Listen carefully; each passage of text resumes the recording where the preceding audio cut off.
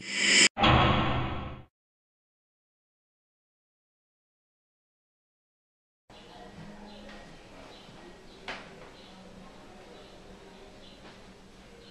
a time when the residents of New York City need to be pulling together to get out of this economic crisis, creating jobs and educational opportunities, Heather Mac Donald and the New York Post are further polarizing the city by advocating one type of policing in communities of color and another type of policing in communities that are not of color.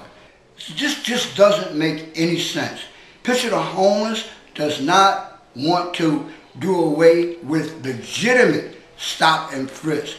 But these offenses that these cops are padding their quotas with are not even crimes. They're offenses. And the Supreme Court has yet to rule that to pursue an offense that you can do away with probable cause of Fourth Amendment rights.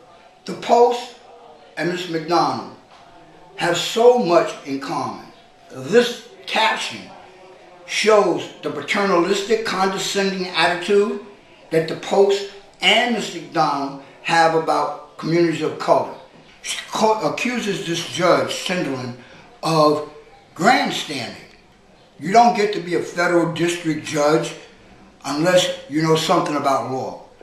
I've yet to see any law credentials coming from Heather Mac Donald. All Judge Sinderland is doing is saying that the police must abide by the mandate of Terry v. Ohio.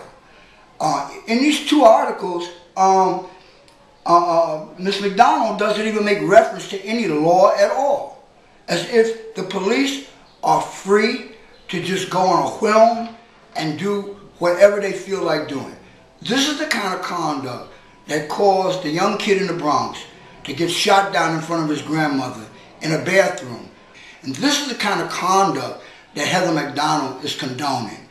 I am so proud to be part of Picture the Homeless, who is at the vanguard of this movement called Communities United for Police Reform.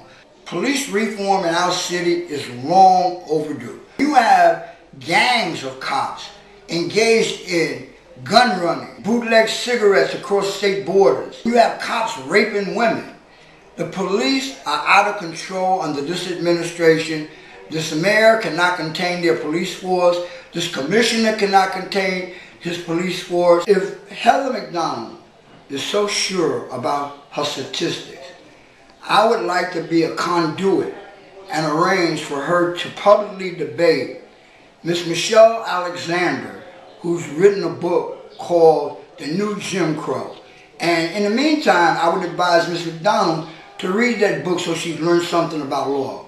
If Ms. Alexander is not available, I would be glad in an open forum to exchange views and perspectives with Ms. Mac Donald about what the Supreme Court's limitations are on searches and seizures and confrontations with citizens on the streets of our city without a warrant. And I suggest in the meantime, as prep, that she read Terry v. Ohio.